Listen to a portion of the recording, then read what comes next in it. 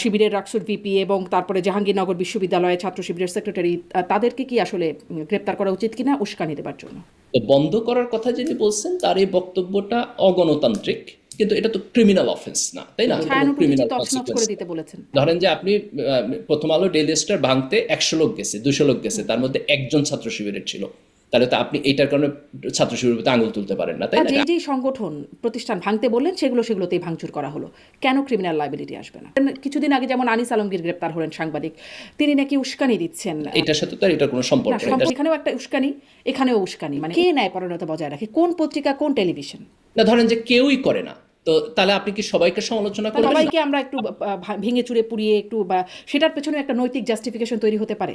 না, আমি তো ভাঙচুরের পক্ষে বলি না, আমি তো গ্রিভেন্সের জাস্টিফিকেশন। অফ কোর্স মানে আমাদের সকল গণমাধ্যমের বিরুদ্ধে একটা গ্রিভেন্স থাকা জাস্টিফাইড। আপনি কখনো শেখ হাসিনার ধরেন যে বিদেশ সফরে গেছে, তারপর সাংবাদিকদেরকে নিয়ে আপনার প্রেস কনফারেন্স হয়েছে, দেখছেন কখনো? হ্যাঁ, অবশ্যই। কেন? তারপরে আপনার দেখার পর আপনার কলিগদের প্রতি আপনার বিবমিশা তৈরি হয় না তাদের প্রশ্ন শুনে? একদম অবশ্যম্ভাবী। কি ওই সাংবাদিকদেরকে আমি এখন প্রেস করব সাংবাদিক হিসেবে?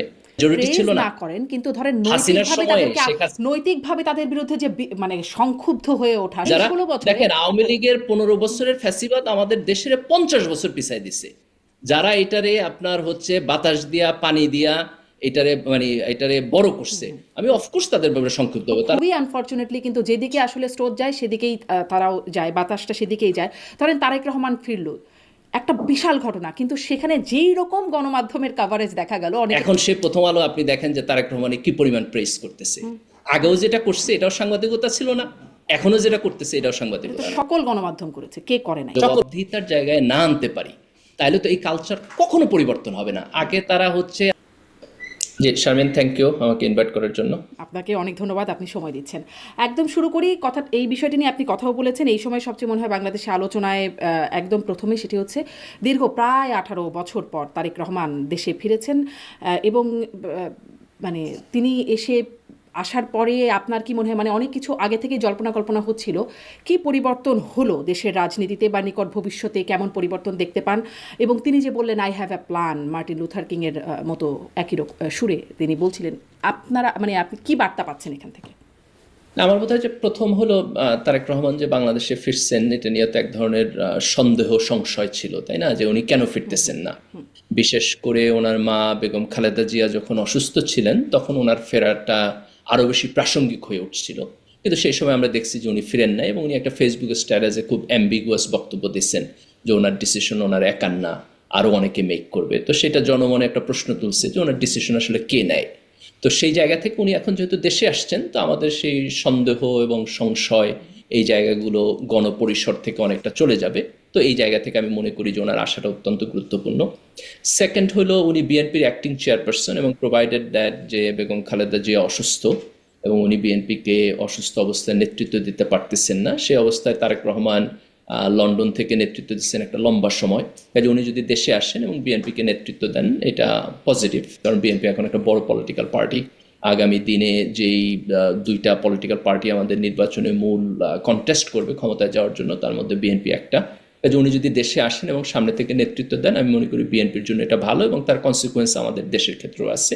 এবং আরেকটা অত্যন্ত বড় ডাইমেনশন হলো যে তারেক রহমান নিজে ফ্যাসিবাদের ভিকটিম। উনি শারীরিকভাবে নির্যাতন হয়েছেন যখন ফখরুদ্দিন মঈনুদ্দিনের গভর্নমেন্ট আসছে, আর্মি এখানে একটা শ্যাডো গভর্নমেন্ট পরিচালনা করছে, তখন উনি নির্যাতিত হয়েছেন। তারপরে উনি যখন দেশের বাইরে চলে যান, শেখ হাসিনার পুরোটা সময় কিন্তু উনি দেশে আসতে পারেন না। ফ্যাসিবাদী সরকার, আপনি অগণতান্ত্রিক সরকার ছিল, ফ্যাসিবাদী সরকার আমি বলবো না, অগণতান্ত্রিক সরকার ছিল। হ্যাঁ, কিন্তু তারপরে যখন শেখ হাসিনার গভর্নমেন্ট আসলো, এই সময় কিন্তু তারেক রহমান দেশে ফিরতে পারেন নাই, তাই না? ওনার ব্যাপারে ইনজাংশন জারি হয়েছিল, ওনার কথা আপনার যাতে মিডিয়া আমাদের কাছে না পৌঁছায় সেটার ব্যাপারে ইনজাংশন জারি হয়েছে। তো এই যে একটা অপারেশনের মধ্যে উনি ছিলেন, ওনার গণতান্ত্রিক অধিকার আপনার ক্ষুণ্ণ হয়েছে, সেই জায়গা থেকে উনি দেশে ফেরত আসছেন একটা লম্বা সময় পরে। আপনি দেখছেন যে উনি দেশের মাটি টাচ করতেছেন, তাই না? খুব ইমোশনাল একটা জায়গা, এবং ডেফিনেটলি উনি যখন ওনার মাকে দেখছেন, এটা আরেকটা ইমোশনাল জায়গা। তো এটা আমি মনে করি যে মানে that's a very very big point of view. আর ওনার বক্তব্য খুব অল্প পরিসর বক্তব্য ছিল, 15-16 মিনিটের একটা বক্তব্য। তো এই সময়ের মধ্যে তো অনেক কিছু বলতে পারবেন না, কিন্তু উনি একটা ভিশনারি লিডারশিপ দেখাইছেন যে উনি সামনের দিনে এই দেশকে পরিবর্তন করতে চান। উনি বলছেন উই হ্যাভ এ প্ল্যান, এটা একটা ধরেন মোটিভেশনাল বক্তব্য, উনি প্ল্যানের ব্যাপারে বলছেন, কিন্তু আমরা যদি সাবস্টেন্সিয়ালি দেখতে চাই তাহলে আপনি বিএনপির প্ল্যান কয়েকটা জায়গা থেকে বুঝতে পারবেন। একটা হলো বিএনপির 31 দফা কর্মসূচি, এটা বিএনপির একটা প্ল্যান।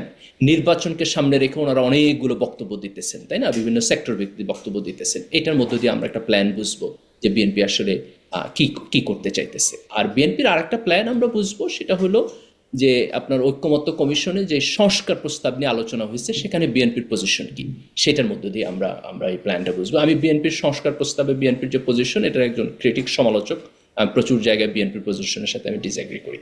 জি, অনেক ধন্যবাদ। আপনি আসলে যেই দেশে বিদেশে সাড়া ফেললো তারেক রহমানের ফেরাটা এবং যে বিশাল জনসমুদ্র দেখা গেল, আপনি মানে জামাতের একজন সমর্থক হিসেবে বা তার ছাত্র সংগঠন থেকে উঠে আসা একজন ব্যক্তি হিসেবে আপনার কাছে কি মনে হয় এটি আসলে জামাতের জন্য কেমন বার্তা দিচ্ছে?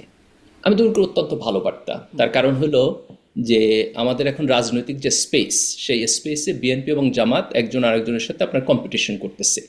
এই কম্পিটিশনটা যত আপনার ক্লোজ হবে, যত একজন আরেকজনকে প্রেসারে ফেলবে, তত এই রাজনৈতিক দলগুলো নিজেকে ডেভেলপ করার জন্য চেষ্টা কম্পিটিশন করবে। ক্লোজ হলো নাকি কম্পিটিশনটার মানে দূরত্বটা বেড়ে গেল তারেক রহমানের সাথে? না, আমি মনে করি তারেক রহমান আসার ফলে কম্পিটিশনটা আরো ভালো হয়েছে। তার কারণ হলো তারেক রহমানের অনুপস্থিতিতে আপনার বিএনপির কোনো সর্বজন গ্রাহ্য নেতৃত্ব ছিল না। বিএনপির আপনি দেখবেন যে বিএনপি লিডার এক একজন এক এক কথা বলে এবং স্ক্যাটার্ড একটা কথা বলে। সেই জায়গা থেকে জামাতের ডাক্তার শফিকুর রহমান তুলনামূলকভাবে অনেক বেশি কনস্ট্রাকটিভ একটা লিডারশিপ হিসেবে আসছে। তো এই জায়গায় আমি মনে করি তারেক রহমান আসার ফলে এখন বিএনপি জামাতের জন্য আপনার একটা হাই বার সেট করবে, আবার জামাত বিএনপির জন্য একটা হাই বার সেট করবে এবং একজন আরেকজনের সাথে কম্পিটিশন করবে। এবং সেই জায়গা থেকে আমি আগামী নির্বাচন একটা কম্পিটিটিভ এনভায়রনমেন্টে দেখার জন্য অপেক্ষা করতেছি। তো আমি মনে করি যে তারেক রহমানের আসার মধ্য দিয়ে রাজনৈতিক সিচুয়েশন মোর কম্পিটিটিভ হয়েছে। এবার একটু মানে খুব এক দুই লাইনে উত্তরটা শুনি যে শিবিরের কেন্দ্রীয় সম্মেলন হলো, সেখানে নতুন নেতৃত্ব আসলো, সভাপতি সেক্রেটারি জেনারেল নির্বাচন মানে তারা আসলেন, নতুন নেতৃত্ব আসলো। কি কেমন হলো নতুন নেতৃত্ব? দেখেন, ছাত্র শিবিরের একটা অসাধারণ জিনিস হলো যে ছাত্র শিবির একটা নিয়মতান্ত্রিক নেতৃত্ব গঠন প্রক্রিয়ার মধ্য দিয়ে চলে। যে ছাত্র শিবিরের জন্ম থেকে আজকে পর্যন্ত আপনার প্রতি বছর তারা কিন্তু ইয়ারলি সদস্য সম্মেলন করে এবং সেখানে ভোটের মধ্য দিয়ে কেন্দ্রীয় সভাপতি নির্বাচিত হয়। শিবিরের কেন্দ্রীয় সভাপতি কখনো এক বছরের জন্য নির্বাচিত হয়, কিন্তু দেয়ার আর সাম এক্সাম্পল যেখানে একই ব্যক্তি পরপর দুইবার নির্বাচিত হয়েছেন। আমাদের সংবিধানে এভাবে কোনো বান নাই। তো এবার আমরা যেটা দেখলাম যে আগের যিনি কেন্দ্রীয় সভাপতি ছিলেন তিনি 1 বছর থাকার পর চলে গেছেন এবং যিনি আগে সেক্রেটারি জেনারেল ছিলেন তিনি হচ্ছেন আপনার নির্বাচনের মধ্য দিয়ে এখন কেন্দ্রীয় সভাপতি হয়েছেন এবং নতুন আপনার সেক্রেটারি জেনারেল আবার মনোনীত হয়েছে, তারপর সেন্ট্রাল এক্সিকিউটিভ কমিটি মনোনীত করবে। তো এটা একটা মানে কন্টিনিউয়াস আপনার ডেমোক্রেটিক প্রসেস। শিবির এই ডাইনামিক প্রসেসের মধ্যে অল দ্য টাইম যায়, নতুন কিছু না। এইবার এই প্রক্রিয়াটা হয়েছে। তো আমি এখানে ধরেন ব্যক্তি ওরিয়েন্টেড আলোচনা আলাদাভাবে না করি, এরা প্রত্যেকেই কম্পিটেন্ট এবং ভালো, কিন্তু মূল ফোকাসের জায়গাটা হলো যে ছাত্র শিবির তাদের লিডারশিপ এভরি ইয়ার নতুন করে আপনার ইলেকশন করে, সিলেকশন করে। So this is very very smooth and continuous process. ছাত্র শিবিরের যে ইনভলভমেন্টটা দেখা গেল সম্প্রতি প্রথম আলো ডেইলি স্টারের ভাঙচুর, উদীচী ছায়ানট ভাঙচুর, হামলা, অগ্নিসংযোগের ঘটনায় আমি দেখছিলাম যে গ্রেপ্তার হয়েছেন প্রায় 20 জনের মতো প্রথম আলো ডেইলি স্টারের হামলার ঘটনায়। সেখানে গ্রেপ্তার হওয়া একজন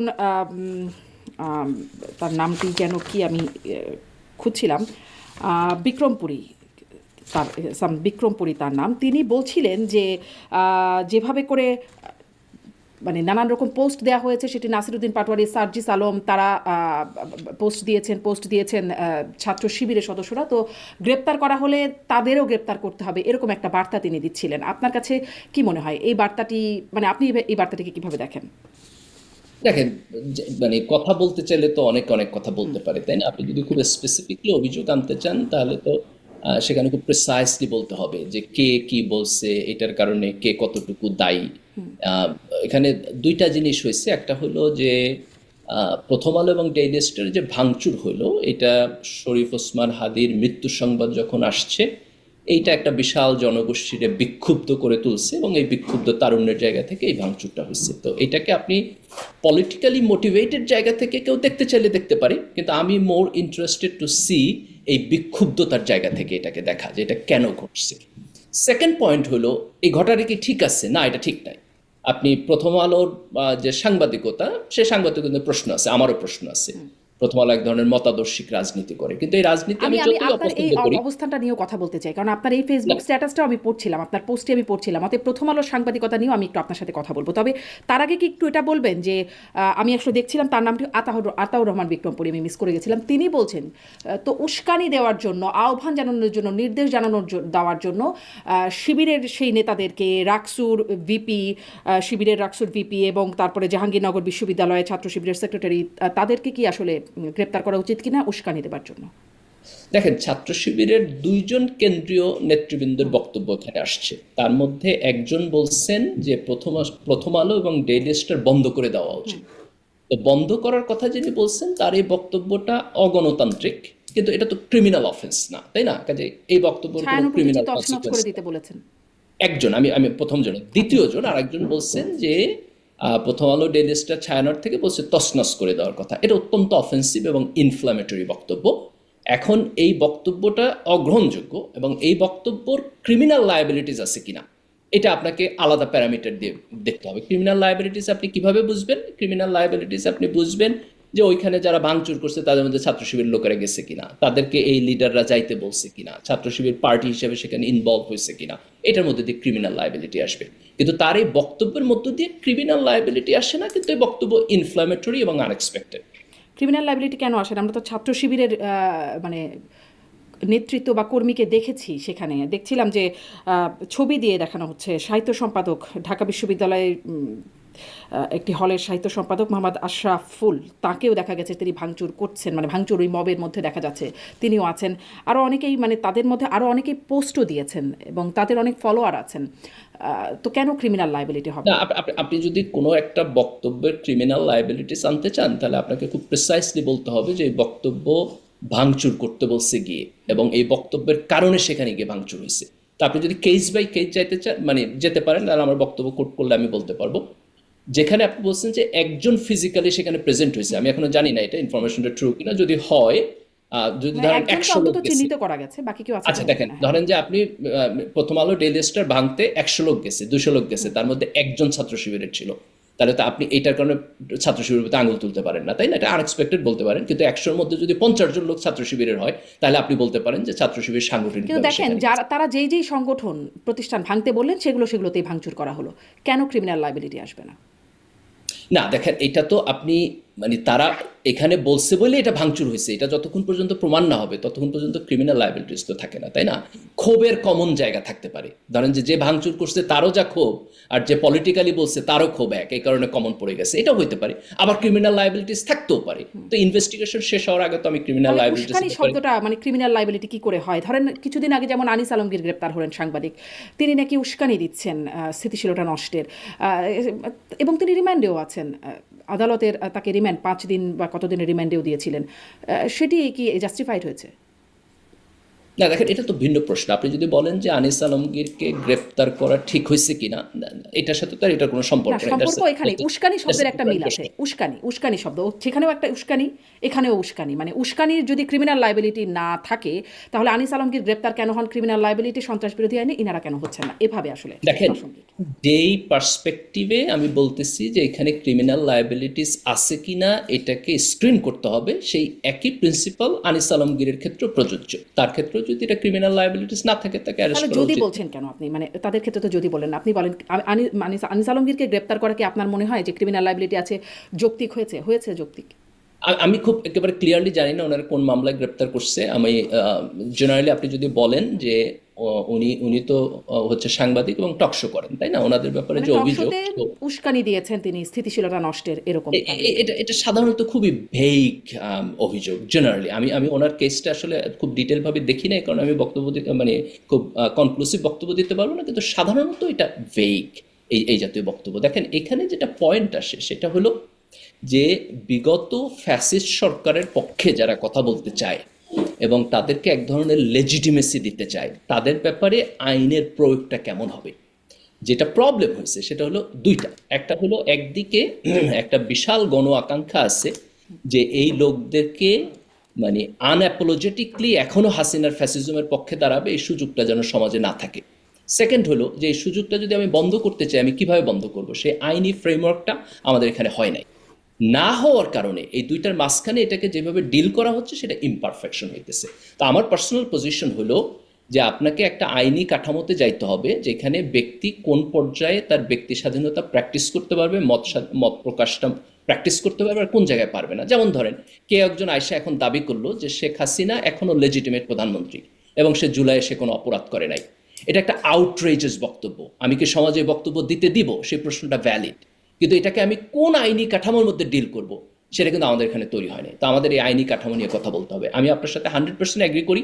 এই আইনি কাঠামো তৈরি ব্যতি রেখে কাউকে যদি পুলিশ অ্যারেস্ট করে নিয়ে যায়, এটা হচ্ছে আপনার জনচাপে অথবা মানুষের মাইন্ডসেটের কারণে অথবা এটা খুব পপুলার এই কারণে, এটা ভালো ফ্রেমওয়ার্ক না এবং এইটার বিপক্ষে আমি দাঁড়াবো। তাহলে এবং আপনার কি এটা মনে হয় যে সমালোচনা এই করব। বক্তব্য যদি কেউ দেয় বা কারো যদি এটি মনে হয় শেখ হাসিনা আসলে মানে কোনো অপরাধ করেনি, এই বক্তব্য যদি কেউ দেয় তার ক্রিমিনাল লাইবিলিটি হওয়া উচিত, মানে আইনগত একটা ফ্রেমওয়ার্ক থাকা উচিত? আমরা আমরা যদি সাধারণত হিস্টোরিক্যাল দেখি, আপনি যেমন ধরেন যে আপনি যদি হিটলারের গণহত্যার পক্ষে দাঁড়ান তাহলে এইটা এক ধরনের ব্লাসফেমি, এরকম আইনি কাঠামো করা হয়েছে। তো আপনি জুলাইয়ের গণহত্যায় কোন পর্যন্ত বলতে পারবেন, কোন পর্যন্ত বলতে পারবেন না, এটা সমাজে আলাপ আলোচনা করে একটা আইনি কাঠামো তৈরি করা যায়, কিন্তু সেটাকে এমনভাবে করতে হবে যেন বাক স্বাধীনতার জায়গাটা থাকে। জি, মানে ধরেন এরকম বক্তব্য আমরা এমনকি শরীফ ওসমান হাদির কাছ থেকেও শুনেছি। মুক্তিযুদ্ধের মানে সেই চেতনার বিরুদ্ধেই জুলাই বিপ্লব হয়েছে। বা জামাতের নেতাদের কাছ থেকেও শোনা গেছে যে মানে 47 থেকে 71 আসলে মানে 71 নিয়ে নানান রকম যেই বক্তব্যগুলো এতদিন শোনা যায় না, এরকম অনেক কিছু শোনা গেছে যে এটি আসলে অনেকে এমনটাও বলেছেন 16 ডিসেম্বর নিয়ে অনেক বিতর্কিত বক্তব্য আসে যেটি আগে শোনা যায়নি।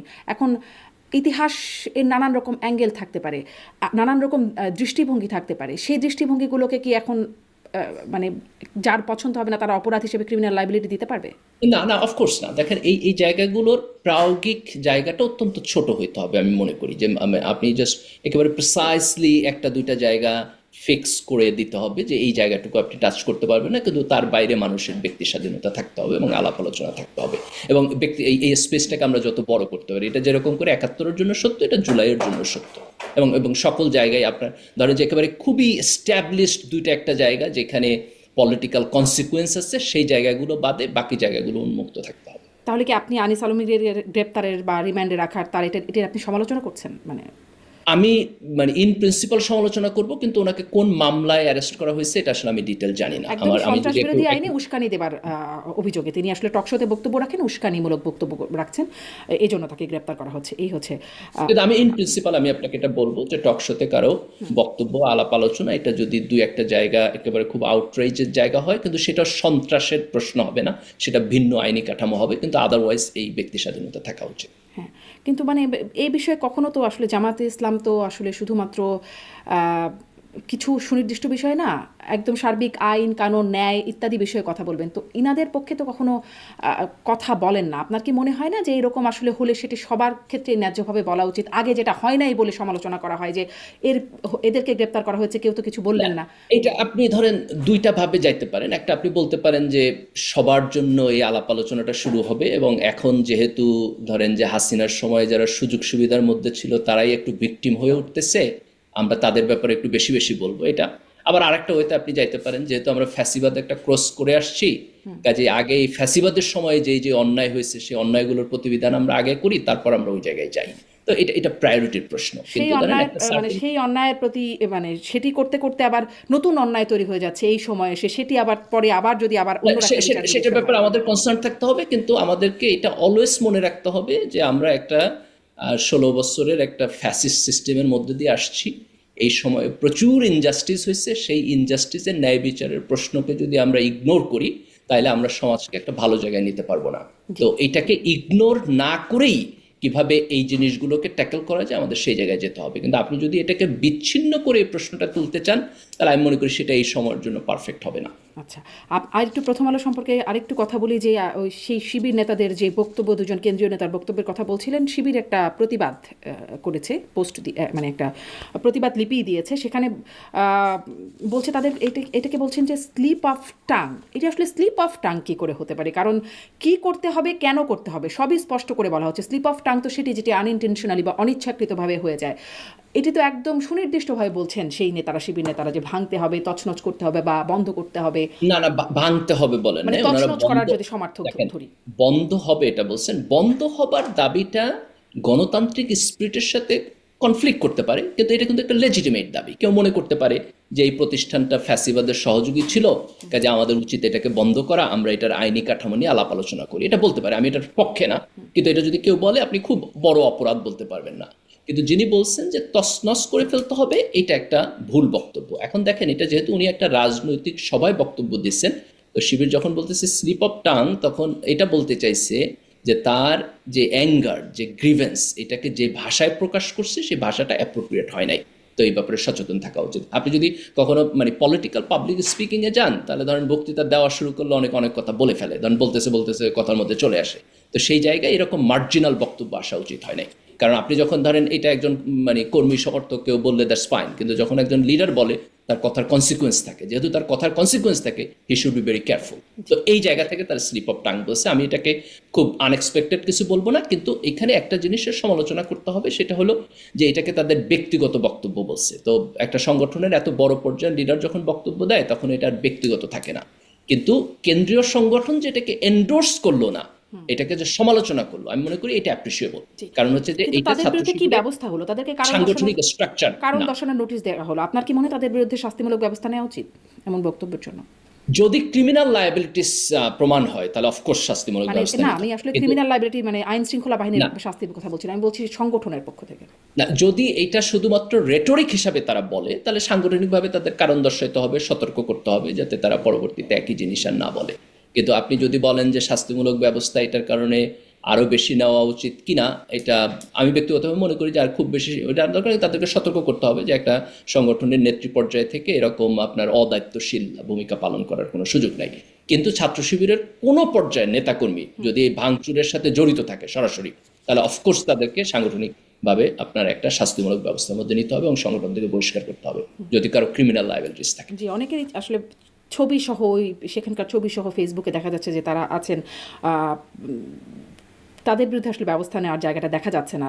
আইন না, এটা আপনার মানে ধরেন যে ফেসবুকে মানে হি সেইজ শি সেইজ, এটা দিয়ে তো আর আপনি কথা বলতে পারবেন না। আপনাকে টু দ্য পয়েন্ট অভিযোগ আসতে হবে। আমি খুব স্পষ্টভাবে বলতেছি, দিস ইজ মাই পজিশন, যে ইফ এনি ওয়ান ফ্রম ছাত্র শিবির এই ভাঙচুরের সাথে যদি ইন পার্সন জড়িত থাকে, ক্রিমিনাল লায়াবিলিটিস থাকে, তাহলে তার ব্যাপারে ব্যবস্থা নেওয়া উচিত। কিন্তু এটা আপনি মানে ফেসবুক থেকে তো আর নিলে হবে না, এটা আপনি একটা কথা ইনভেস্টিগেশন বলছেন যে তাদের কথার প্রেক্ষিতেই কি ভাঙচুর হয়েছে কিনা, হলে একটা ক্রিমিনাল লাইবিলিটি আসবে, না হলে আসলে না। কাদের কথার প্রেক্ষিতে এই ভাঙচুরটা হলো? এতগুলো মানুষ তো একসাথে মানে স্বতঃস্ফূর্তভাবে গিয়ে প্রথম আলোতে চলে গেল, ডেইলি স্টার চলে গেল, হাদি হত্যার সাথে যেখানে খুব সরাসরি সম্পৃক্ততা নাই এখানে, কাদের আসলে? এই যে আপনি মনে করতেছেন যে সরাসরি সম্পৃক্ততা নাই, এইটা রাইট রিডিং না। কারণ হলো তাদের এটা গ্রিভেন্স থেকে হয়েছে। সেই গ্রিভেন্সটা কোথা থেকে আসতেছে? দেখেন, জুলাইয়ের গণ অভ্যুত্থান হয়েছে হাসিনার বিপক্ষে, জুলাইয়ের গণ অভ্যুত্থান হয়েছে ভারতীয় আধিপত্যের বিপক্ষে। তার কারণ হলো হাসিনার ফ্যাসিবাদ এখানে ভারতের সাপোর্টের মধ্যে দিয়ে এখানে স্ট্যাবলিশ হয়েছে। তো এখন তো হাসিনা চলে গেছে, কিন্তু কালচারাল ফ্যাসিবাদ বলতে যে শব্দটা তরুণরা ব্যবহার করে, তারা মনে করতেছে যে যারা যারা হাসিনার গভর্নমেন্টকে এইখানে এস্টাবলিশ করা এবং থাকার জন্য সাহায্য সহযোগিতা করছে হ্যাপিলি, এই ফ্যাসিবাদের মধ্যে যারা আনইজি ফিল করে নাই, যারা এটাকে ফিউয়েল দিছে, সেই লোকেরাও সমান পরিমাণ দায়ী। এই গ্রিভেন্স থেকে এই হামলা হয়েছে। তো এই গ্রিভেন্স বোঝার জন্য তো কিভাবে ফ্যাসিবাদকে সমর্থন করে গেল? মানে এটা তো সাংস্কৃতিক সংগঠন না, ছায়ানট উদিচি তাদের, মানে এই সংগঠনগুলোর কথা বলছি। দেখেন, আওয়ামী লীগের সরকার, এটা একটা লম্বা তাত্ত্বিক আলোচনা। তো আওয়ামী লীগের সরকার যে এইখানে 3টা ইলেকশন চুরি করার পরও থাকতে পারলো, এটা কেন থাকতে পারলো? তার কারণ হলো যে সমাজের বিভিন্ন জায়গা থেকে একটা গ্রুপ অফ পিপল তাদেরকে নৈতিকভাবে সমর্থন দিচ্ছে। এই সমর্থনটা মানুষ সাধারণত এইভাবে দেয় যে ধরেন আমি একটা ইডিওলজি সাপোর্ট করি এবং আমি মনে করি এই পলিটিক্যাল পার্টিটা এই ইডিওলজি সাপোর্ট করে। তার ফলে পলিটিক্যাল পার্টি যখন অন্যায় করে, অপরাধ করে, তখনও আমি ওই ইডিওলজিক্যাল বাইন্ডিংয়ের কারণে তার অন্যায় এবং অপরাধকে ইগনোর করি।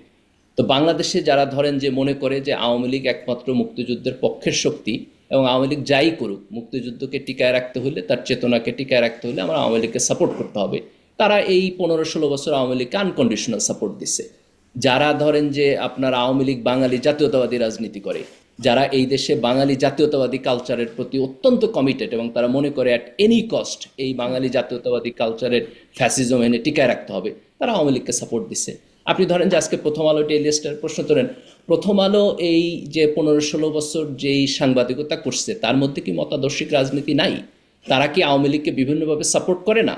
আপনি যে ফেসবুক পোস্টের রেফারেন্স দিচ্ছেন সেখানে আমি খুব স্পষ্টভাবে ডিসেন্টকে কোট করছি যে তারা এটা দেখাইছে যে প্রথম আলো যখন আপনার বিভিন্ন ভায়োলেন্সে বিএনপি জামাত এবং আওয়ামী লীগকে পোর্ট্রে করে, তারা আওয়ামী লীগকে ডিফারেন্টলি পোর্ট্রে করে, সেখানে তারা থার্ড পার্সন ইউজ করে। আওয়ামী লীগের পক্ষে হ্যাঁ কেউ হ্যাঁ ভায়োলেন্স করলে বলে যে দুর্বৃত্তদের হামলা এখানে হয়েছে, আর বিএনপি জামাত হইলে পরে বিএনপি জামাতকে আপনার কোট আনকোট বিএনপি এই জামাত যে বলে। ধরেন আপনি বা এখন অনেকেই এখন মানে ইন্টালেকচুয়াল আছেন বা জামাত শিবিরের নেতারা যারা আছেন অনেকেই এই যে এই হামলা ভাঙচুর সেটার পেছনের যে উদ্দেশ্য মানে কারণ সেটিকে সমর্থন করছেন, যে ভাঙচুরটাকে করছেন না, কিন্তু যে কারণ যে বিক্ষোভ সেটির প্রতি আপনারা জাস্টিফিকেশন দিচ্ছেন। এটি এক সময় গিয়ে বলা হবে না যে এটি আসলে আপনারা এটির পক্ষে, এই ভাঙচুরগুলোর পক্ষে, এই তছনছ করে ফেলার পক্ষে আপনারা সমর্থন জুগিয়েছেন, ফলে আপনারা অপরাধী? Very good question. এবার আপনি আমার আসেন যে আমার দেশের সম্পাদক মাহমুদুর রহমানকে যখন ফিজিক্যালি অ্যাসাল্ট করা হয়েছে তখন প্রথম আলো যে সম্পাদকীয় লিখছে আপনি সেটা পড়েন, কোট আনকোট পড়েন, প্রথম আলো হ্যাড দ্য সেম স্ট্যান্ড। তারা একই স্ট্যান্ড বলছে যে মাহমুদুর রহমান যে সাংবাদিকতা করে এটা সাংবাদিকতা না, তো তারা এটার ভ্যালিডেশন দিচ্ছে না। তা আজকে তো সেই ভ্যালিডেশনের কনসিকুয়েন্স দেখেন। এই দেশে এই কি আজকে কি প্রথম আপনার এই মিডিয়ার উপর আক্রমণ হয়েছে? আওয়ামী লীগের সময়ে সংগ্রামের সম্পাদককে তার অফিস থেকে ধরে নিয়ে গেছে আপনার লাঞ্ছিত কইরা, নয় দিগন্তের বাসে আগুন দিচ্ছে, নয় দিগন্তের ছাপাখানায় আগুন দিচ্ছে। আপনি কি বাংলাদেশের সমাজে তখন দেখছেন যে এইটার বিপক্ষে তারা প্রতিবাদ করছে? সবাই এসে সংবাদপত্রের স্বাধীনতা তখন সম্পাদক কোথায় ছিল? 15টি জাতীয় দৈনিকের সম্পাদক তারা এটার প্রতিবাদ করেছিল। আজকে প্রথম আলো ডেইলি স্টার আক্রান্ত হওয়ার পরে তারা এইটাকে যেভাবে পোর্ট্রে করতেছে তারা সেম ইন্টেন্সিটি দিয়ে আমার দেশ সেম নয় ইন্টেন্সিটি দিগন্তের থেকে হবে, বিপক্ষে দাঁড়াইছিল। সেম ইন্টেন্সিটি থেকে হয়েছিল ভাঙচুর তছনছ, বা সেম ইন্টেন্সিটি একসাথে এতগুলো প্রতিষ্ঠান ভাঙচুর হলো, এই লেভেলের ভাঙচুর হলো, এতগুলো কর্মী তারা আসলে আটকা পড়লো, তারা মারা যেতে পারতেন এমন একটা অবস্থায় থাকলো, সেম লেভেলের কি হয়েছিল? নয় দিগন্তে যখন আগুন দিছে তখন কেউ সেখানে পড়ে নাই? আপনার সংগ্রামের যে সাংবাদিক উনি তো বৃদ্ধ মানুষ, ওনাকে যেভাবে অপদস্থ করে ফিজিক্যালি অ্যাসাল্ট করে পুলিশের হাতে দিয়ে দেওয়া হয়েছে, এইটার ইন্টেন্সিটি আপনার কাছে ইন্টেন্সিটি মনে নিশ্চয়ই হয় না? নিশ্চয়ই ভয়ঙ্কর ব্যাপার, সেটি নিশ্চয়ই অপরাধ, কিন্তু মানে আমি বলছি যে যেভাবে করে ঘটনাগুলো যে ঘটনাটা যেভাবে ঘটলো, যেভাবে এতগুলো মানুষ গিয়ে ভাঙচুর করলো, এতগুলো মানুষ ভেতরে আটকা পড়লো, অগ্নিসংযোগ হয়ে গেল, একই রাতে এত কিছু ঘটে গেল, মানে তাহলে এটি বিশেষভাবে আলোচনায় আসবে না? এটি একদম আন্তর্জাতিক গণমাধ্যমগুলোতেও আসলো এই বিষয়টি। এটি কি একটা মানে মানে অন্তত দৃশ্যমানভাবে এটি বিশেষ জায়গা থাকে? দেখেন আপনার এই আলোচনা বরং আদার ওয়েতে যাওয়া দরকার। সেটা হলো যে প্রথম আলো ডেইলি স্টারে যে হামলা এবং ভাঙচুর হয়েছে সেটা প্রথম আলো ডেইলি স্টারে ভাঙচুরের জন্য ভাঙচুর হয় নাই। এইটা একটা বিশেষ মুহূর্তে যখন আপনার হাদির মৃত্যু সংবাদ আসছে তখন বিক্ষুব্ধ জনতা ওই মোমেন্টে পড়ছে। এটা পৃথিবীর অনেক জায়গায় হয়েছে। আপনার আমেরিকাতে যখন মার্টিন লুথার কিং অ্যাসাসিনেটেড হয়েছে এখানে সপ্তাহখানেক যাবৎ আপনার ভায়োলেন্স হয়েছে। কেন? একটা জনগোষ্ঠী একটা সিস্টেম্যাটিক অপারেশনের মধ্য দিয়ে গেছে এবং সেই অপারেশন একটা সিম্বলিক অ্যাসাসিনেশনের মধ্য দিয়ে মানে আপনার এক্সপ্লোড হয়েছে। সেই এক্সপ্লোডিং সিচুয়েশনে এটা হয়েছে। কিন্তু নয় দিগন্তের উপর যে হামলা হয়েছে, সংগ্রামের যে হামলা হয়েছে, সেটাকে আপনি একটা সিস্টেমেটিক হামলা বলতে পারেন, যে খুব প্রিসাইসলি সিস্টেমেটিক টার্গেট করে হামলা হয়েছে। বরং আমি বলবো যে আপনার প্রথম আলো এবং ডেইলি স্টারের উপর হামলাটা একটা বিশেষ মোমেন্টে একটা ইমোশনাল বাস্টের মধ্যে হয়েছে। কিন্তু দেখেন এই আলোচনাটা আমরা যদি এই কনফ্লিক্টিং জায়গাতে করি তাহলে আমরা এটা কখনোই কনক্লুশনে আসতে পারবো না। কনক্লুশনটা এই জায়গায় আসা উচিত, সেটা হলো যে আমার দেশের উপর যখন হামলা হয়েছে এটাও অন্যায় ছিল, নয় দিগন্তের উপর যখন হামলা হয়েছে এটাও অন্যায় ছিল, প্রথম আলোর উপর যখন হামলা হয়েছে এটাও অন্যায় হয়েছে, ডেইলি স্টারের উপর যখন হামলা হয়েছে এটাও অন্যায় হয়েছে। এবং আমাদের এই সকল অন্যায়ের বিপক্ষে একসাথে দাঁড়াইতে হবে এবং এদের প্রত্যেকের যে স্বাধীনতা এবং নাগরিক হিসাবে সংবাদপত্র হিসাবে তার যে অ্যাক্টিভিজমের স্বাধীনতা সেটা সমাজে থাকতে হবে। মানে আমি যখন বলতেছি যে তরুণদের গ্রিভেন্স আছে, in no way I mean যে এই হামলাটা ঠিক হয়েছে, বরং আমাদের সমাজের মধ্যে এই কনফ্লিক্টের জায়গাটা আমাদের তো অতিক্রম ধরুন করে যায়। সংবাদ মানে সংগ্রাম নয়াদিগন্ত তাদের প্রতিও একটা গ্রিভেন্স যদি থেকে থাকে একটা কোনো পক্ষের, তারা যার গ্রিভেন্স থাকবে, মানে গ্রিভেন্স তো অনেকেরই অনেকের প্রতি থাকতে পারে, সেই গ্রিভেন্সটাকে তারা তো জাস্টিফাই মনে করতে পারে যে আমার না, গ্রিভেন্স দুইটাই ভুল। জাস্টিফাই। আমি এই জন্য বলছি ওই গ্রিভেন্স থেকে যে ভাঙচুর করছে সেটাও ভুল, এই গ্রিভেন্স থেকে যে ভাঙচুর করছে সেটাও ভুল। এই দুইটাকে আপনাকে একই সাথে ভুল বলতে হবে। কিন্তু আপনি যদি বলেন যে এই যে ভাঙচুরটা হইলো এটা কেন হইলো আমি বুঝি না, এখানে কোনো গ্রিভেন্স আসলে তো নাই, তারপরেও কেন ভাঙলো? আমি শুধু এই স্টেটমেন্টের বিরোধিতা করি কিন্তু যে এই যে এখানে একটা গ্রিভেন্সটা সেটা প্রেক্ষাপট আসলে আছে হ্যাঁ এবং গ্রিভেন্স আছে। এই যে এই আহ্বানটা আপনি বলছিলেন শিবিরে, আবারও সেই পুরনো কথা, আপনি বলছিলেন যে সেই আহ্বানের বা নির্দেশনার প্রেক্ষাপটেই বা কনসিকুয়েন্সে কি হামলা হলো কিনা, কার আহ্বানের কনসিকুয়েন্স আসলে হামলা হলো সেটি একটু বলবেন? কারণ আমরা আসলে প্রবাসী অনলাইন অ্যাক্টিভিস্টদের পক্ষ থেকেও দেখেছি মানে আহ্বান করতে কিভাবে করতে হবে, কি করতে হবে এই বিষয়গুলো বলতে, এবং সমন্বিতভাবে যখন এরকম বলা হচ্ছিল তারপরে দেখা গেল এখন এটার মধ্যে কি কোনো যোগসূত্র না, আমি শোনেন, ব্যক্তিগতভাবে এখানে কেউ কন্ট্রিবিউট করছে কিনা এটা তো ইনভেস্টিগেশন ছাড়া বলা যাবে না, যাবে না, কিন্তু একদম বলা যাবে না ইনভেস্টিগেশন ছাড়া, মানে না চোখের আমি সাদা আমি চোখে কিছু দেখা যাচ্ছে না। না আমি তো কিন্তু আমি যতটুকু জেনারেলি বলবো সেটা হলো, এখানে দেখেন, এখানে যেই তরুণ প্রজন্ম জুলাইয়ের মধ্যে দিয়ে উঠে আসছে তাদের একটা অংশের মধ্যে প্রচণ্ড গ্রিভেন্স আছে, এবং সেই গ্রিভেন্সটা একটা ভায়োলেন্ট জায়গায় গিয়ে দাঁড়াইতেছে, এবং এইটা বিভিন্ন সোশ্যাল মিডিয়ার অ্যাক্টিভিজম দ্বারা ফিউয়েলড হইতেছে। এটা আমি ফেনোমেনা আকারে বলতেছি। এখন এই ফেনোমেনাকে আমরা কিভাবে ডিল করব, এই যে ভায়োলেন্সের দিকে যাওয়ার যে প্রবণতা, এটাকে আমাদের সমালোচনা করতে হবে। এই ভায়োলেন্সের দিকে যাওয়াটা যদি কন্টিনিউয়াসলি চলতে থাকে তাহলে এইটা সমাজের জন্য কোনো ভালো কিছু তৈরি করতে পারবে না এবং করবে না, এটা আমাদের ভবিষ্যতের জন্য খারাপ। এটাকে আনকন্ডিশনালি আমাদেরকে বলতে হবে, এবং এই গ্রিভেন্সের জায়গাটাকে কমায় নিয়ে আসা সমাজকে একটা নিয়মতান্ত্রিকতার দিকে আমরা কিভাবে নিব সেই জায়গাটা আমাদেরকে বের করতে হবে। সেই জায়গাটা আসলে বের করার জন্য তো একটা অ্যাক্টিভিজম দরকার। এখন যারা আসলে প্রভাবশালী অ্যাক্টিভিজম করছেন আপনি তাদের সম্পর্কে কি বলবেন? আমি বলি পিনাকি ভট্টাচার্য, ইলিয়াস হোসেন, তারা আসলে এই ভাঙচুরের পেছনে তাদের আহ্বান ছিল, নির্দেশনা ছিল। আপনি তাদের আমার বোধ হয় যে ইলিয়াস হোসেনের খুব স্পষ্ট বক্তব্য ছিল প্রথম আলো ভাঙচুরের ব্যাপারে, পিনাকি ভট্টাচার্যের খুব সম্ভবত ছিল না, আমি বলতে পারবো না, আমি ওই সময় তার একটা এক্স্যাক্টলি পূর্ব অবস্থান জিয়াফত করা থেকে শুরু করে মানে কিন্তু যদি আপনার এই ঘটনায় স্পেসিফিকলি কারো অভিযোগ থাকে তাহলে সে অভিযোগে ইনভেস্টিগেশন হবে, এবং সেই ইনভেস্টিগেশনের মধ্য দিয়ে যার যতটুকু দায় দায়িত্ব আছে সেটুকু আপনার, এটা তো একটা ক্রিমিনাল কোশ্চেন, তাই না? সে ক্রিমিনাল কোশ্চেনে যাবে। সোশ্যাল কোশ্চেনের জায়গা থেকে আমি যেটা বলতে চাই সেটা হলো যে এই যে গ্রিভেন্সের বহিঃপ্রকাশ ভায়োলেন্সের মধ্য দিয়ে যে করা, এইটা আমাদের জন্য, আমাদের ভবিষ্যতের জন্য ভালো না। এই ক্রিমিনাল কোশ্চেন বলছেন, কেউ কেন ক্রিমিনাল কোশ্চেনটা তুলছে না কি মনে হয়? কেন তো কেউ তো তুলছে না আসলে, তাদের নামও আসছে না যখন ক্রিমিনাল মানে অপরাধ এই বিষয়ে যখন বিচার্য বিষয় হচ্ছে তখন তো তাদের নামও আসছে না, কেন আসছে না?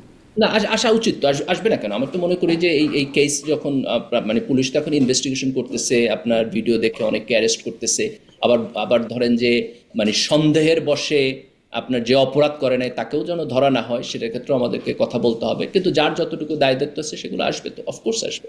জি, মানে এটি আমি তো না আসার কোনো কারণ দেখি না। কিন্তু আসছে না, এটাই হচ্ছে কথা। আগেও এসেছে, আগেও হয়েছে, কিন্তু আসে নাই। কেন আসে নাই সেই প্রশ্নটা আসলে অজানা। আপনার জানা কিনা জানতে চাইছিলাম। আপনি বলছেন আসা উচিত কিন্তু আসে না। আপনার এবারেও আসি, আপনার সেই স্ট্যাটাস, আপনি প্রথম আলো রাজনৈতিক মানে তাদের মতাদর্শ তৈরি করার যে কথাটা বলছিলেন যে তারা সংবাদ, আপনার সেই পোস্টের সেই অংশটা আপনি বলছেন তারা আসলে আওয়ামী লীগের উপরেই শেষ পর্যন্ত ভরসা রাখে। কিন্তু মানে আওয়ামী লীগের আমলেও দেখেছি শেখ হাসিনা তার গরল একদম প্রকাশ্যে প্রথম আলো ডেইলি স্টারের বিরুদ্ধে ঝাড়তেন যতটা সম্ভব, এবং গণভবনে প্রথম আলো ডেইলি স্টার এই দুটো পত্রিকা নিষিদ্ধ ছিল সেই সময়ও। তারপরেও আসলে কেন আপনাদের মনে হয় মানে আওয়ামী লীগ এর মতাদর্শকেই তারা কেন সমর্থন করে বলে কেন মনে হয়? এক, আর যদি সমর্থন করে সেই সমর্থনটা কি সর্বজন গৃহীত একরকমের? কারণ সবচেয়ে বেশি পঠিত পত্রিকা প্রথম আলো, আন্তর্জাতিক বা দূতাবাসগুলোতে যেই পত্রিকা যায় সেটি হচ্ছে ডেইলি স্টার। এটির কি গ্রহণযোগ্যতা সবচেয়ে বেশি এই মতাদর্শের? দেখেন, কোনো একটা পত্রিকা বেশি সংখ্যক মানুষ পড়লেই যে সেটা খুব ভালো পত্রিকা হয়ে যায় বা সে ভালো সাংবাদিকতা করে, বিষয়টা এরকম। আবার দেখেন, গ্রহণযোগ্যতা আমি পরে আসছি। আবার যে কোনো একটা সংবাদপত্র একটা স্পেসিফিক ইস্যুতে খারাপ সাংবাদিকতা করার মানে এই না যে সে বাকি সকল ইস্যুতেই খারাপ সাংবাদিকতা করে। যেমন ধরেন যে সংবাদপত্র হিসেবে প্রথম আলোর যে কোয়ালিটি, এটা তো ভালোই, যথেষ্ট ভালো সাংবাদিকতা করে, কিন্তু সাংবাদিকতার পাশাপাশি সে যে মতাদর্শিক রাজনীতি করে সেখানে সে ন্যায়পরায়ণতা বজায় রাখে না, সে একটা স্পেসিফিক গ্রুপের পক্ষে অলওয়েজ সাংবাদিকতা করে। যেমন ধরেন, আচ্ছা, কে ন্যায়পরায়ণতা বজায় রাখে? কে ন্যায়পরায়ণতা বজায় রাখে? কোন পত্রিকা, কোন টেলিভিশন? না, ধরেন যে কেউই করে না, তো তাহলে আপনি কি সবাইকে সমালোচনা করবেন না? সবাইকে আমরা একটু ভেঙে চুরে পুড়িয়ে একটু, বা সেটার পেছনে একটা নৈতিক জাস্টিফিকেশন তৈরি হতে পারে? না, আমি তো ভাঙচুরের পক্ষে বলি না, আমি তো কখনোই বলি না যে কাউকে ভাঙচুর করতে। আমি বলছি যে এই যে গ্রিভেন্সটা বা মতাদর্শের বিরুদ্ধে যে গ্রিভেন্সটা, সেটার একটা জাস্টিফিকেশন হয়, গ্রিভেন্সের জাস্টিফিকেশন হয়, অফ কোর্স। তার মানে আমাদের সকল গণমাধ্যমের বিরুদ্ধে একটা গ্রিভেন্স থাকা জাস্টিফাইড।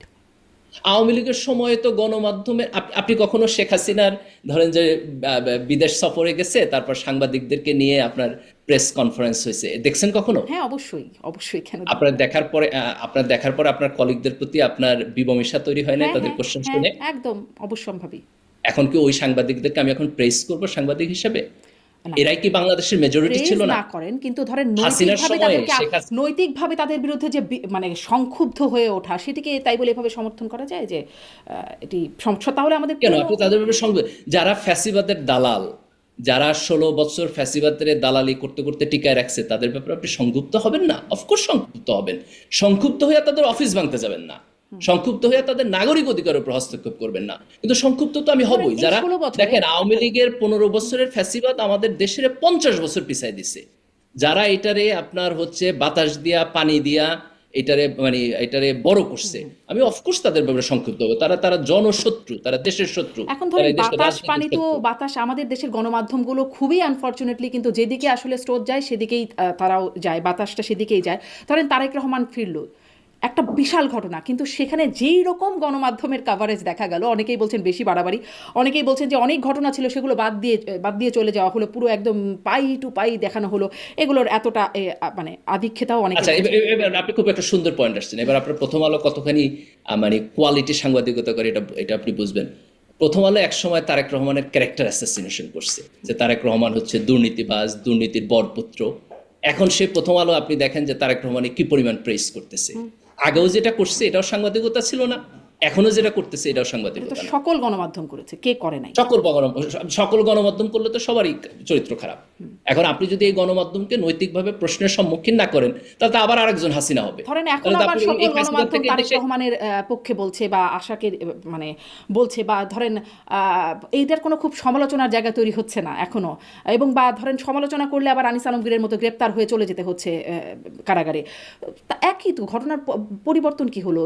এই গ্রিভেন্সও তো নৈতিকভাবে কারো না কারো মধ্যে চলেই আসবে, আসবে না? না, আসলেই তো এখন দেখেন এখন আপনি যদি এটার পরিবর্তন করতে চান, আপনার তো কথা বলে যেতে হবে, তাই না?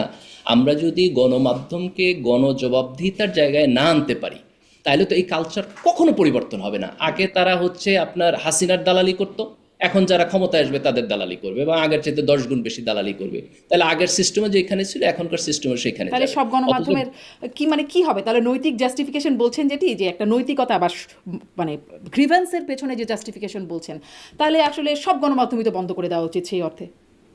না, আপনি আবারও ভুল জায়গায় যেতেছেন। দেখেন, গ্রিভেন্সের ম্যানিফেস্টেশনে আপনি সংবাদপত্র বন্ধ করতে পারবেন না, গ্রিভেন্সের ম্যানিফেস্টেশনে সংবাদপত্র ভাঙতে পারবেন না, কিন্তু গ্রিভেন্সের ম্যানিফেস্টোকে আপনি সংবাদপত্রকে সমালোচনা করবেন, এবং এই সমালোচনার যে প্রেশার, এটা যখন সে ফিল করবে, তখন সে হয়তো আরেকটু বেটার সাংবাদিকতা করতে ইন্টারেস্টেড হবে। কিন্তু এটা সমালোচনা ভাঙচুর এবং বন্ধের জায়গায় যাওয়া যাবে না। সমালোচনা করলে আবার যেভাবে গ্রেপ্তার হয়ে যেতে হয়, সেটাও তো একটা ভয়ের ব্যাপার। মানে আনিস আলমগীরকে গ্রেপ্তার করে আন্তর্জাতিক গণমাধ্যমে এরকমটা চলে আসছে, যেটা স্বাধীন সাংবাদিকতার পেছনে বড় বাধা হিসেবে আন্তর্জাতিক গণমাধ্যমগুলো বলছে। দেখেন, এই ভদ্রলোকের অতীত তো খুব ভালো না, কিন্তু কারোরই তো ওনার অতীত ভালো না। না না ডক্টর না না, মির্জা গালিব। সবার অতীত খারাপ। আপনার অতীত ভালো তো, আপনার অতীত আনিস আলমগীরের মতো এত খারাপ না। আচ্ছা, যে ভালো লোক সমাজে নাই তা তো না। জি আচ্ছা, আমার অতীত নিয়ে কত মানুষ কত কথা বলবেন। এখনকার অতীত মানে এখন এই সময়টা আবার যখন অতীত হবে, তখনও আবার মানুষজন নানান কথা বলবেন। যাই হোক, আসি একটু আরও কিছু প্রশ্নে। প্রথম আলো সম্পর্কে আপনার বক্তব্য শুনছিলাম, কিন্তু মানে এত পাঠক প্রিয়তা বা আন্তর্জাতিকভাবে স্বীকৃত হওয়ার যে ব্যাপারটা, সেটিকে আপনি আসলে কি বলবেন? মানে যদি তারা একটুখানি বলছিলেন, আর একটু কি বলবেন যে তাদের মতাদর্শিক ব্যাপারটা যদি প্রতিফলিত হয়, তবু এত পাঠক প্রিয়তা পায় কেন? দেখেন, প্রথম আলো দুইটা কাজ করে। একটা হলো, প্রথম আলো সাংবাদিকতার ক্ষেত্রে একটা কোয়ালিটি এবং স্ট্যান্ডার্ড মেনটেন করে, যে কারণে মানুষ প্রথম আলো পড়ে। কিন্তু এই কোয়ালিটি এবং স্ট্যান্ডার্ড দিয়ে তাদের উচিত ছিল দেশের ন্যাশনাল ইন্টারেস্টকে সার্ভ করা, কিন্তু আনফর্চুনেটলি তারা তাদের মতাদর্শিক ইন্টারেস্ট সার্ভ করে। তো প্রথম আলো যদি এই মতাদর্শিক ইন্টারেস্ট সার্ভ করা বাদ দিয়া গণমাধ্যম হিসাবে গণমানুষের ইন্টারেস্টকে সার্ভ করা শুরু করে, তাহলে এটা তাদের জন্য ভালো হবে, আমাদের জন্য ভালো হবে, দেশের জন্য ভালো হবে, এবং আমরা এটাই চাই। জি জি, সেটি মনে হয়, মানে একটু আগের কথা থেকে মনে হলো সকল গণমাধ্যমের ক্ষেত্রেই মনে হয় একই বিষয়ে প্রযোজ্য। আম, হাদি হত্যার বিচারের দাবিতে শাহবাগে অবরোধ আন্দোলন, একটা কর্মসূচি চলছে। শাহবাগই একটা গালিতে পরিণত হয়েছে এখন, সেই 13 মানে আন্দোলনের সেই সময়টার পর থেকে এই সময়ে এসে এখন আবার এই যে শাহবাগ আন্দোলন হচ্ছে, এই একই রকম বিষয় হয়ে যাচ্ছে কিনা? দুইটার মধ্যে খুব একটা ক্লিয়ার পার্থক্য আছে, যে এর আগের শাহবাগে যখন লোকেরা দাঁড়াইছিল তখন তারা বিচারের জন্য দাঁড়ায় নাই, তারা দাঁড়াইছিল ফাঁসির জন্য। এবং হচ্ছে আপনার ইন্টারন্যাশনাল ক্রাইম ট্রাইব্যুনালে আপনার আব্দুল কাদের মোল্লাকে হলো আপনার যাবজ্জীবন দেওয়া হয়েছিল, তারপর আইন পরিবর্তন করে তাকে ফাঁসি দেওয়ার জন্য শাহবাগে দাঁড়াইছে। আর এখন শাহবাগে যে তরুণ প্রজন্ম দাঁড়াইছে, তারা দাঁড়াইছে হইলো আপনার একজন খুনিকে গ্রেফতারের জন্য এবং গ্রেফতার করে তাকে বিচারের জন্য। তাহলে দুইটা মৌলিকভাবে ইনসাফের প্রশ্নে আলাদা, যে এখনকার শাহবাগ খুব ক্লিয়ারলি ন্যায় বিচার এবং ইনসাফের জন্য দাঁড়াইছে। তো তারা তো চাইতেই পারে যে মানে তারা যদি মনে করে কাদের মোল্লা যুদ্ধাপরাধী এবং তাদের ফাঁসি দাবি যদি করে, তাহলে তারা সেটা চাইতেই কি পারে না যে ফাঁসি দাবি করতে পারে একজন আপনি যুদ্ধাপরাধী? কাউকেই দেখেন, আপনি বিচারের দাবি করতে পারেন, আপনি যদি নিজেই একই সাথে জাজ হন, একই সাথে সাক্ষী হন, একই সাথে প্রসিকিউটর হন এবং একই সাথে তারা তো বিচার এক্সিকিউশন করে হন, ফেলে নাই, বিচারের দাবি এটা তো করেছে। ন্যায় বিচারের দায়িত্ব। তারা তো আপনি কারো ফাঁসি চাইতে পারেন না, আপনি কোনো অবস্থাতেই কারো ফাঁসি চাইতে পারেন ফাঁসি না, তার চাওয়া তো কারণ হলো আমাদের একদম রেগুলার একটা ব্যাপার, এটা তো মানে সব সময় তার ফাঁসি চাই, এবং এটা ফাঁসি ভুল চাই। কালচার, এবং এটা ভুল কালচার। এই কালচার থেকে আমাদের বের হয়ে আসতে হবে, তাই না? দেখেন আপনি, যেমন ধরেন আমাদের রাজনীতিতে আগে স্লোগান ছিল বিভিন্ন সময় যে এরে ধরো, এরে মারো, আগুন জ্বালো, এইগুলো রেটরিক, কিন্তু এই রেটরিকগুলো আমাদের আমাদের মানে পলিটিক্সের একটা টোন ঠিক করে দেয়। তো আপনি কোনো ব্যক্তিরই ফাঁসি চাইতে পারেন না, কারণ আপনি প্রিসাইসলি জানেন না সে অপরাধী কিনা। যদি আপনি প্রিসাইসলি জানেন যে সে অপরাধী এবং তার ফাঁসি, তাহলে তো আমাদের আইন আদালতের প্রয়োজন ছিল না, সাক্ষীর প্রয়োজন ছিল না, ডাবল চেক ডাবল ক্রসের প্রয়োজন ছিল না সেখানে। তারা তো আসলে ফাঁসির দাবি করছেন, কিন্তু বিচারের দায়িত্ব তো আদালতের, সেটি তো মানে সেইভাবেই তো আদালতের কাছেই মানে একটা দাবি করছেন, কিন্তু সেটি যে করে আপনি ফেলতে যখন হবে। আদালতের কাছে স্পষ্টভাবে একজন ব্যক্তির নাম তুলা ধরে ফাঁসি দাবি করতেছেন, তখন তো আপনি বিচার প্রক্রিয়ার উপরে এক ধরনের আনডিউ প্রেশার তৈরি করতেছেন। এই আনডিউ প্রেশার তৈরি করা কখনোই অ্যাকসেপ্টেবল না। জি, এখন যে প্রেশার তৈরি করছে বিচারের জন্য, হ্যাঁ, তো আমি এটাও একটু প্রশ্ন করতে চাই যে এই ইনকিলাব মঞ্চ বা ধরেন আপনারাও কি মনে করেন এই সরকার আসলে বিচার করতে চায় না, এত শক্ত প্রেশার তৈরি করা হচ্ছে কেন? এক, এবং ইনকিলাব মঞ্চ কিন্তু ফেসবুকে বলেছেও যে আমরা ক্রস ফায়ার দেখতে চাই না, হাদির খুনির ক্রস ফায়ার দেখতে চাই না। কেন মনে হচ্ছে যেরকম ক্রস ফায়ার করে ফেলা হবে? দেখেন, এটা এটা খুব সারপ্রাইজিং এবং খুবই ইন্টারেস্টিং কোশ্চেন, যে এই সরকার গণ অভ্যুত্থানের মধ্য দিয়ে আসছে, এই সরকারের লেজিটিমেসি গণ অভ্যুত্থান। তো এই গণ অভ্যুত্থানের একজন নায়ক যখন আপনার প্রকাশ্য দিবালোকে আততায়ীর হাতে আপনার গুলিবিদ্ধ হইল এবং পরবর্তীতে আপনার শহীদ হইল, তো সেই খুনিকে ধরার জন্য তো সরকারের দিক থেকে কোনো ত্রুটি দলবলতা থাকার কথা না। কিন্তু আমি জানি না এটার কারণ কি, কিন্তু আমরা খুব সারপ্রাইজিংলি দেখতেছি যে সরকারের এখানে যতখানি করার কথা ততখানি তারা করতেছে না। যেই তদন্ত চলতেছে সেই তদন্ত কি চলতেছে আমরা নাগরিক হিসেবে খুব স্পষ্টভাবে জানতেছি না। ইনকলাব মঞ্চ যদি স্যাটিসফাইড হইতো যে সরকারের তদন্ত একটা সার্টেন লেভেল পর্যন্ত আগাইতেছে, তাহলে তো তাদের শাহবাগে গিয়ে দাঁড়ানো লাগতো না। তো এখানে সরকারের অভ্যন্তরে আসলে কি হইতেছে এটা অস্পষ্ট, এবং এই ঘটনায় ধরেন যে সুষ্ঠু বিচারকে আড়াল করার জন্য কোনো ষড়যন্ত্র সরকারের মধ্য থেকে হইতেছে কিনা এই প্রশ্ন উঠতেছে। তো আমার বোধ হয় যে আমরা চাইবো যে সরকারের দিক থেকে যেন এই জিনিসটা খুব ক্লিয়ারলি জনগণকে অবহিত করা হয় যে এইটার কতটুকু প্রোগ্রেস হইলো এবং কোন পর্যায়ে এটা আছে। ইনকিলাব মঞ্চই মানে দাবি করেছিল যে 24 ঘন্টার মধ্যে যদি এর আপডেট দেওয়া না যেতে পারে তাহলে তার মধ্যে পদত্যাগ করতে হবে স্বরাষ্ট্র উপদেষ্টা থেকে। পরে এসে তারা বলছেন যে যে বুইরা ভাম আপনি কোথাও যেতে পারবেন না, এটার তদন্ত বিচার এটির ব্যবস্থা না করে যেতে পারবেন না, এরকম ব্যাপার বলা হচ্ছে। মানে আগে বললো যে চলে যেতে হবে যদি ব্যবস্থা না নেওয়া হয়, এখন বলছেন কোথাও যেতে পারবেন না ব্যবস্থা না নিয়ে। আসলে এখান থেকে কি বার্তা? দেখেন, মানে দুইটা সময় তাদের যে বক্তব্যের মূল জায়গাটা তো হলো তারা ন্যায় বিচার চায়, তারা চায় যে খুনি যেন অ্যারেস্ট হয় এবং এইটার জন্য যেন সরকার দায়িত্ব পালন করে। তো এই দায়িত্ব পালনের জন্য তারা স্বরাষ্ট্র উপদেষ্টার উপরে চাপ প্রয়োগ করতেছে, তাই না? এবং চাপ প্রয়োগের একটা পর্যায়ে হইতে পারে যে সে যদি ঠিকঠাক মতো কাজ না করে তাহলে হচ্ছে তার পদত্যাগ করে চলে যাওয়া। তো এটার মধ্যে ইনকনসিস্টেন্সি কিছু নাই। কিন্তু এখানে আমাদেরকে যে জিনিসটা মিসিং সেটা হলো সরকারের সাথে আপনার এই আন্দোলনকারীদের একটা আলাপ আলোচনা, যাতে করে আমরা সরকারের কাজটা ঠিকমতো আগাচ্ছে কিনা এটা যেন আমরা বুঝি, যে এইখানে কি আপনার তদন্তটা হইতেছে। তদন্ত তো কোনো ম্যাজিক জিনিস না, আপনি তো চাইলেই আর 6 ঘন্টার মধ্যে একটা সমাধান কিছু মানে পুলিশ ধরে ফেলতে পারে, বিষয়টা এরকম না।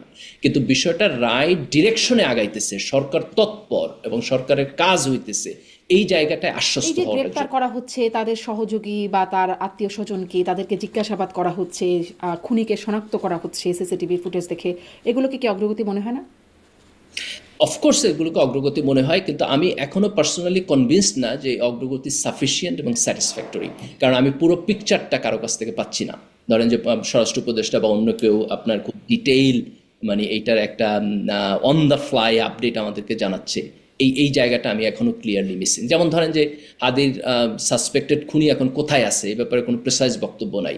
আমরা সোশ্যাল মিডিয়াতে কিছু স্বরাষ্ট্র উপদেষ্টা বক্তব্য বলছেন, আমি দেখছি, জানলে তো ধরেই ফেলতাম, যদি জানতাম কোথায় আছে তাহলে তো ধরেই ফেলতাম। তো ওনারা এতদিনও জানেন না কেন? এই প্রশ্ন উত্তর কে দিবে? ওনারা জানার কতটুকু কাছাকাছি? এটা তো ওনাদের ইনএফিসিয়েন্সির বহিঃপ্রকাশ যে ওনারা এখন পর্যন্ত জানে না।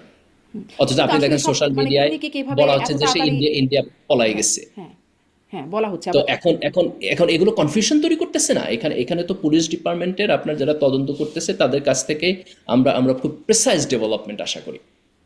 জি, সেটি সাফিসিয়েন্ট হচ্ছে না বলে আপনি মনে করছেন। আপনি একটু আগে বলছিলেন যে, সেটা এক্স্যাক্টলি, আমি এটা সাফিসিয়েন্ট হচ্ছে না বলে আপনি মনে করি। বলছিলেন যে স্লোগান ছিল আগে, স্লোগান রাজনীতির স্লোগান ছিল এরে ধরো তারে মারো, আপনি বলছিলেন, কোট করি আপনাকে।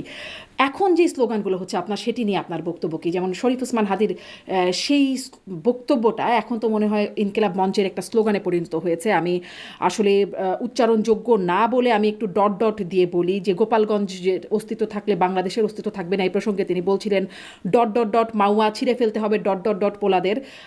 এবং এখন এটি তার বিচারের দাবিতেও ইনকিলাব মঞ্চের অনেকেই এই অংশটুকুই বলছেন যে ছিঁড়ে ফেলতে হবে, ছিঁড়ে ফেলতে হবে, এই ধরনের বক্তব্য আসছে। ইনকিলাব মঞ্চের মিছিল যাচ্ছে যে টিনের চালে কাউয়া মুজিব আমার ডট ডট ডট এরকম স্লোগান আসছে। আমরা দেখছিলাম রাজশাহী বিশ্ববিদ্যালয়ের জিএস শিবির সমর্থিত প্যানেল থেকে যে সালাউদ্দিন আম্মার, তিনিও বলছেন দেখতে পাইলে বাকশাল ওই সেই ডট ডট ডট ছিঁড়া ফেল। না, সে শিবির প্যানেল থেকে না, সে অন্য প্যানেল থেকে আসছে। সে শিবির সমর্থিত প্যানেল থেকে না? শিবির না সমর্থিত না, যে প্যানেলটা, না, সে ডিফারেন্ট প্যানেল থেকে ছিল। আচ্ছা শিবিরের ক্যান্ডিডেট হারছে তার এগেনস্টে। আচ্ছা। আপনি মানে এই স্লোগানগুলো নিয়ে কি বলবেন? স্লোগানের আগেরও স্লোগান নিয়ে যেহেতু কথা বলছেন, এখনকার এই দেখেন, স্লোগান এই নিয়ে কি এই বলবেন? এই জিনিসগুলো আমি একটা কম্প্রিহেন্সিভ ফেনোমেনা আকারে পড়তে চাই। সেটা হলো যে গণ অভ্যুত্থানের পরে এই দেশের তরুণ প্রজন্মের মধ্যে এই হাসিনার ফ্যাসিবাদীর সময়ের অপারেশনের মধ্য দিয়া এবং জুলাইয়ে তারা একটা ট্রমাটিক এনভায়রনমেন্টের মধ্যে দিয়ে গেছে। দেখেন আপনি এই ঘটনায় প্রায় 2000 মানে 1000 থেকে 2000 নাম্বার হবে যারা হচ্ছে আপনার গুলিবিদ্ধ হয়ে মারা গেছে এই সময়ে। আহ, আপনার 20-30 হাজার তরুণ হবে যারা আহত হয়েছে, তাদের অনেকে হাত হারাইছে, পা হারাইছে এবং এর আগেও তাদের ট্রমাটিক এক্সপেরিয়েন্স আছে। তো এই ট্রমার মধ্য দিয়ে যে তরুণরা আসছে তাদের আচরণের মধ্যে আপনি বহু জায়গায় এরকম অ্যাগ্রেসিভ এবং ইনঅ্যাপ্রোপ্রিয়েট আচরণ পাবেন। এটা খুবই স্বাভাবিক। এরকম একটা ট্রমাটিক এনভায়রনমেন্টের মধ্য দিয়ে গেলে যে কোনো সমাজে, যে কোনো প্রজন্মের মধ্যে এটা হবে। যে কোনো সময় আপনি হিস্টোরিক্যাল এনি ইভেন্ট আনেন, আপনি ধরেন একটা ইভেন্ট আমাকে ধরেন দেখাতে পারবেন না মুক্তিযুদ্ধের পরেও যখন এটা এরকম হবে। আপনি বলছেন যে এরকম আচরণ, হ্যাঁ অনেক, তারপরেও অনেক বিতর্কিত আচরণ এসেছে যে আচরণগুলোকে প্রশ্নবিদ্ধ করা যায়। কিন্তু এইরকম ভাষা কেন এরকম এরকম হয়ে যাবে? ভাষার কেন এই কি বলবো কুরুচিপূর্ণ ভাষা কেন আসবে? আপনার এই জাতীয় ট্রমাটিক এনভায়রনমেন্টের পরে ভাষা এবং ভায়োলেন্স, কাউন্টার ভায়োলেন্স, এইটা সাধারণত হয়, এক্সপেক্টেড না, কিন্তু এটা সাধারণত হয়। কোশ্চেনটা এই জায়গায় না। আপনি যেখানে প্রশ্নটা করতেছেন এটা কেন হয়, এটা কোনো কোশ্চেন না। কোশ্চেন হইল আমরা এটাকে কিভাবে ওভারকাম করে যাব। আমরা তো এই জায়গায় আটকায় থাকবো না, তাই না?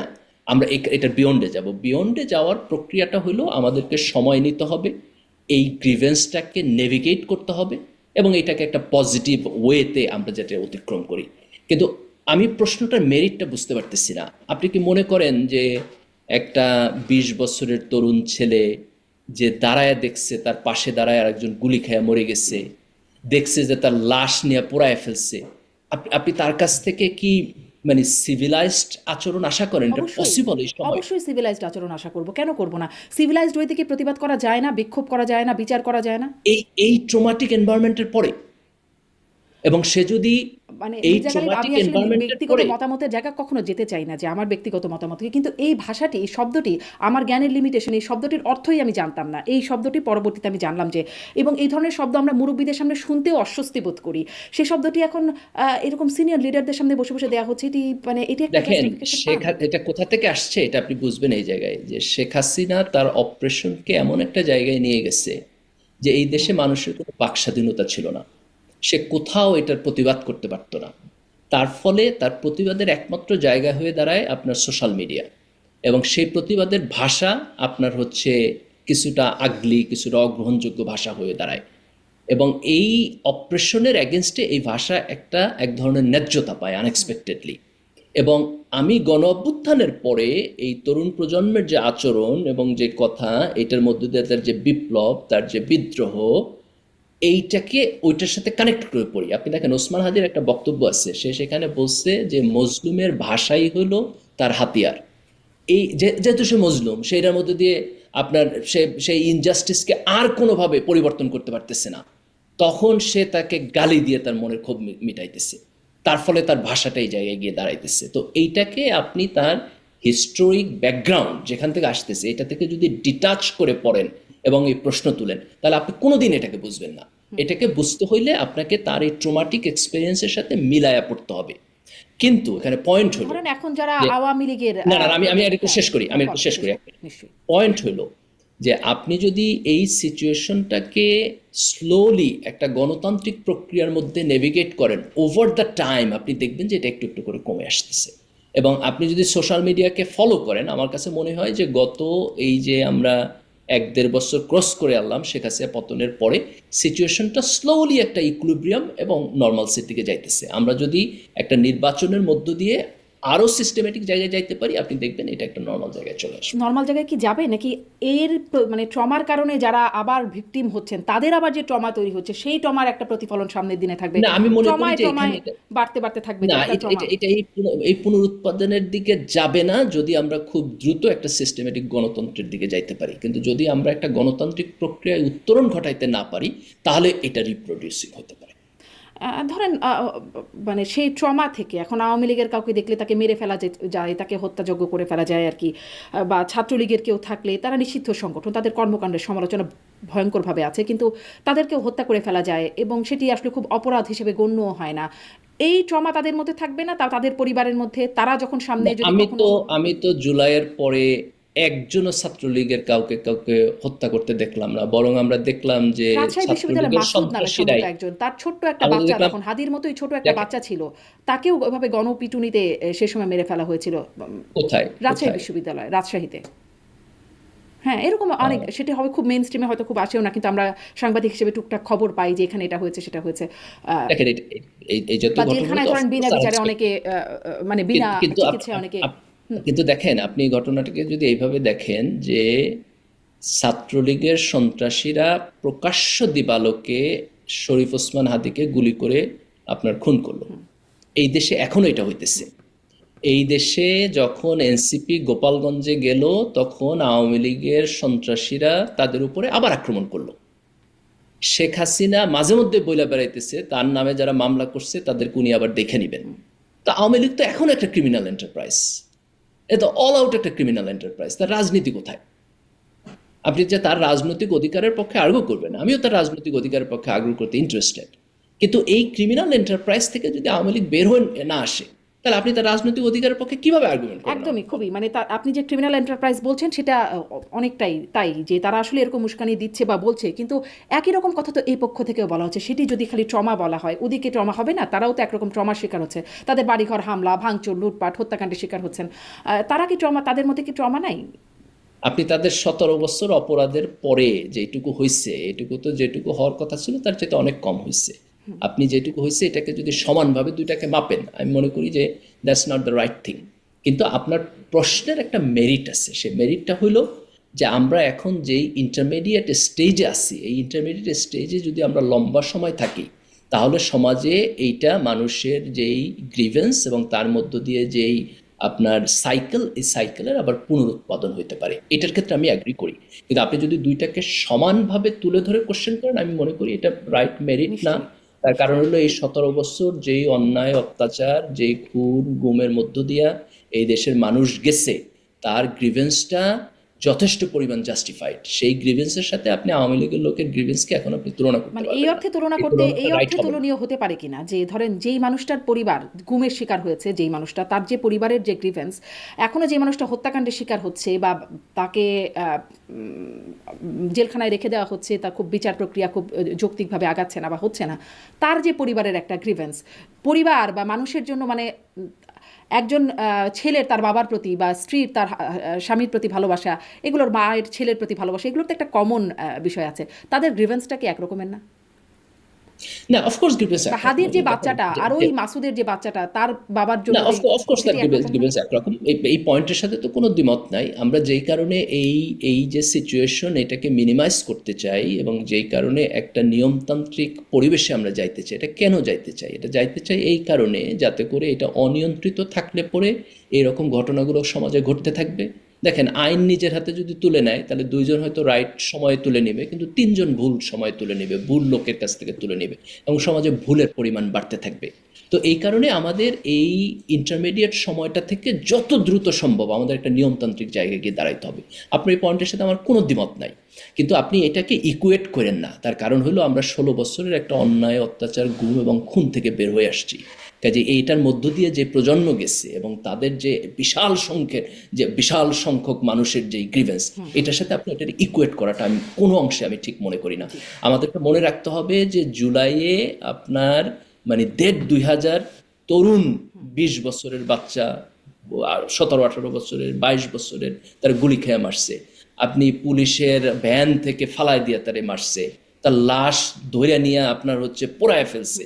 এই বিভৎসতার মধ্য দিয়ে আমরা আসছি। কাজে এটাকে ইকুয়েট করে আমরা যেন এটাকে ডাইলুট না করি। আমি ওই যে কিন্তু আপনি ইকুয়েটটা যদি অনেক সেই ক্ষেত্রেই কিন্তু বলছিলাম। আপনি যদি অনেক প্রিন্সিপাল এই প্রশ্নটা তুলতে চান যে আমরা এটার কাউন্টারটা যেন এমনভাবে না করি যে সেইটা সমাজে আবার আরেকজনের গ্রিভেন্স তৈরি করে, আমি আপনার সাথে 100 বার একমত। জি, ডক্টর মির্জা গালিব, আর ছোট্ট ছোট্ট করে দুটো বিষয়ে যদি একটু আপনার কাছ থেকে শুনি, যে জামাত ইসলামী মানে সামনে নির্বাচনের ক্ষেত্রে মানে ইসলামের উপরে বা ধর্মীয় জায়গাটা যে যে বলছে সেটার অনেক রকম সমালোচনাও হচ্ছে। যেমন ব্যারিস্টার শাহরিয়ার তিনি বলছেন যে জান্নাতে যেতে গেলে জামাত ইসলাম করতে হবে, দ্বিতীয় কোনো অপশন নাই।